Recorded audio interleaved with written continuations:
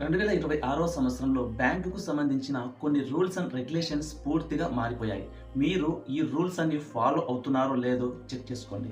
And ఈ కొత్త సంవత్సరంలో మనం వాడే చాలా వస్తువుల మీద భారీగా రేట్లు పెంచేశారు.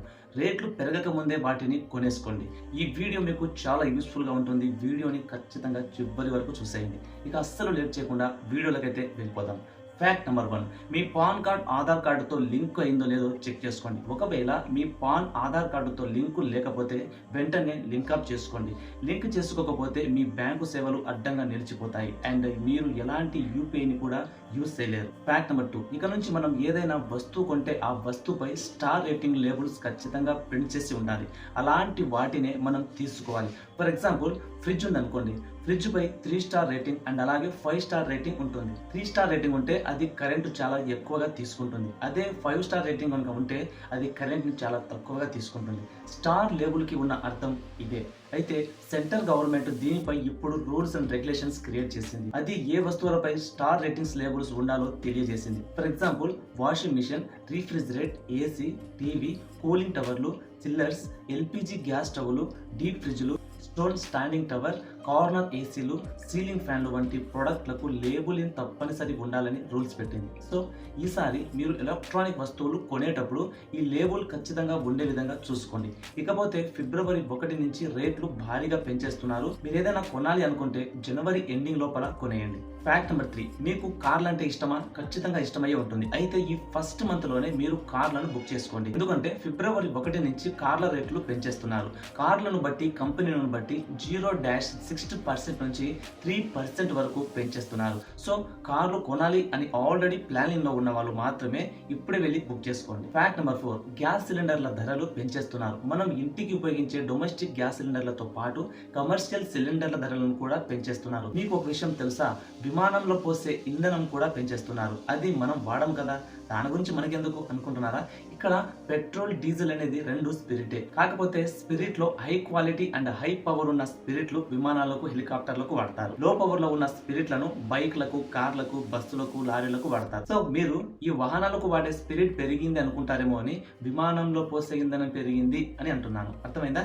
ఇక ఫ్యాక్ట్ నెంబర్ 5, ఫిబ్రవరి 1 నుంచి సిగరెట్, పాన్ మసాలా, జర్దా, గుట్కా ఇలాంటి పాన్ మసాలాల మీద దాదాపు 40% ట్యాక్స్ విధించింది సెంట్రల్ గవర్నమెంట్. వీడి మీద మాత్రం 18% మాత్రమే ట్యాక్స్ విధించింది. ఈ ట్యాక్స్ లేకుంటే మీరు నార్మల్ గా కొనే ఒక సిగరెట్ ధర 18 రూపాయలు అయి ఉండొచ్చు. అంటే నాకు కరెక్ట్ గా రేట్ తెలియదు, ఇది ఎక్స్పెన్సివ్ అని నేను అనుకుంటున్నాను. ఈ 18 రూపాయలతో కొనే సిగరెట్ ఇప్పుడు మీకు ట్యాక్స్ విధించిన తర్వాత ఇదే సిగరెట్ మీరు కొనాలంటే 22 రూపాయలు ఛార్జ్ చేయబడుతుంది. సెంట్రల్ గవర్నమెంట్ ఈ ట్యాక్స్ ని ఊరికే విధించలేదు. మన ఇండియాలో పాన్ మసాలా అండ్ అలాగే టొబాకో యూజ్ చేసే వాళ్ళు కోట్ల మంది ఉన్నారు.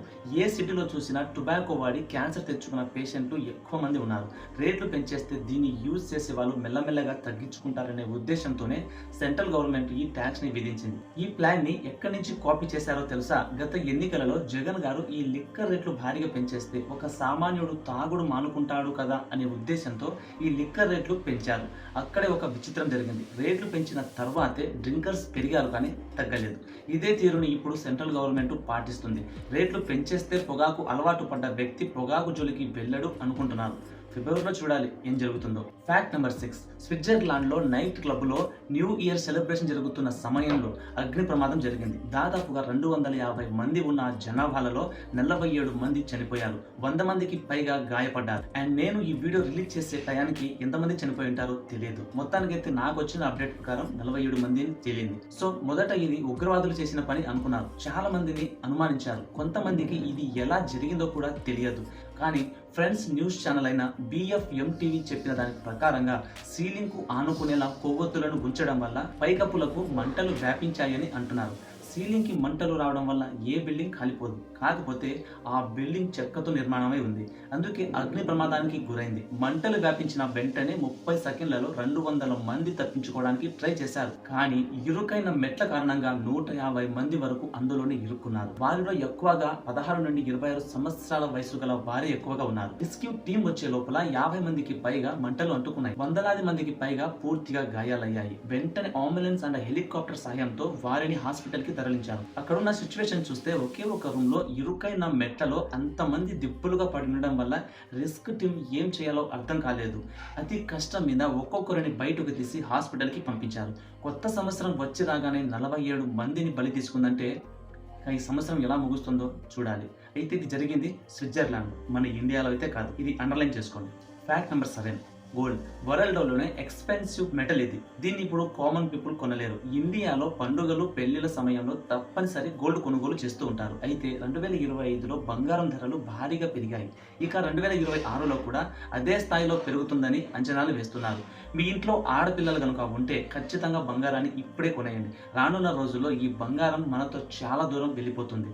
ఈ 2026 సంవత్సరంలో డిసెంబర్ నెల లోపల 1 తులం బంగారం 2 లక్షలకు దాటి వేస్తుందని అంచనా వేస్తున్నారు. ఇక సామాన్యులు ఈ బంగారం జోలికి వెళ్ళలేరు. మీరు బంగారం గురించి పూర్తిగా తెలుసుకోవాలి అనుకుంటే మనం ఆల్రెడీ మన ఛానల్లో దీని గురించి A to Z వివరిస్తూ ఒక వీడియో చేశాం. ఆ వీడియోలో బంగారం ఎందుకు కొనాలి, ఎందుకు కొనకూడదు అండ్ అసలు బంగారం ఏ ఏ ప్రక్రియలకు వాడతారు, బంగారం ఎందుకు అంత ఎక్స్పెన్సివ్ అయ్యింది అనే పూర్తి A to Z డేటాతో ఈ వీడియోని తయారు చేశాను. మీకు వీలుంటే ఒకసారి ఈ వీడియోని చూసేయండి. ఫ్యాక్ట్ నెంబర్ 8, వెండి.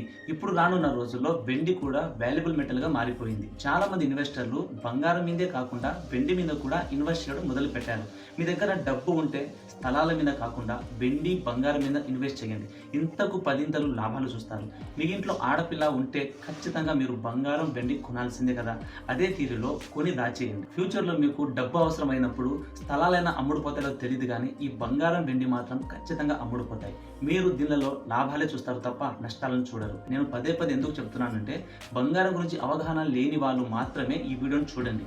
ఎందుకంటే బంగారం గురించి అవగాహన ఉన్న వాళ్ళకి ఇంత ప్రేరేపించి చెప్పాల్సిన అవసరం అయితే లేదు. Fact number 9, new year celebration జరుపుకోవడంలో ఒక్కొక్కరిది ఒక్కొక్క స్టైల్. కానీ రజనీకాంత్ గారు మాత్రం చాలా డిఫరెంట్ గా ఆయన ఎంటర్ అవుతున్న 2026వ కొత్త సంవత్సరంలోకి దారి కరెక్టో కాదో మనకు తెలియదు అన్నట్టు ముత్తు సినిమాలోని సీన్ తీసుకొచ్చి సెలబ్రేషన్ వీడియోగా షేర్ చేశారు.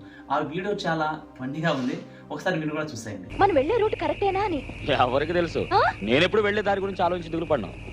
ఆ దేవుడి మీద భారం వేసి బండి ఏ రూట్లో పోతుందో ఆ రూట్లో శివశివ అంటూ పోతూ ఉండడమే. Fact number 10, new year celebration కోసం మన రాష్ట్రంలో ఒకే ఒక్క నెలలో అంటే 2025 డిసెంబర్ నెల మొత్తంలో 5,102 కోట్ల రూపాయల మద్యం అమ్మకాలు జరిగాయి. 2023 డిసెంబర్ నెలలో 4,300 కోట్ల మద్యం అమ్ముడైతే 2025 డిసెంబర్ నెలలో మాత్రం మన రాష్ట్రంలో 5,102 కోట్లకు చేరుకుంది. కామన్ పీపుల్ నుంచి రిచ్ పీపుల్ వరకు న్యూ ఇయర్ సెలబ్రేషన్ పార్టీకి అందరూ తాగిన వాళ్ళే. డిసెంబర్ 29, 30, 31 ఈ 3 రోజుల్లోనే దాదాపుగా 1000 కోట్ల వరకు మద్యం అమ్ముడైంది. అయితే ఈ న్యూ ఇయర్ పార్టీకి తాగేసి డ్రంక్ అండ్ డ్రైవ్ లో దొరికిన వాళ్ళ సంఖ్య 2,731. ఇది ఓన్లీ హైదరాబాద్ లో దొరికిన వాళ్ళ సంఖ్య మాత్రమే. బయట సరౌండింగ్ లో ఎన్ని కేసులు వచ్చాయో మనకైతే తెలియదు. సో ఈ వీడియోలో మీకు ఇంతే చెప్పాలనుకుంటున్నాను. చెప్పేస్తాను. That's all for today. వీడియోని పూర్తిగా చూసినట్లయితే ఒకే ఒక లైక్ చేయండి. Thanks for watching.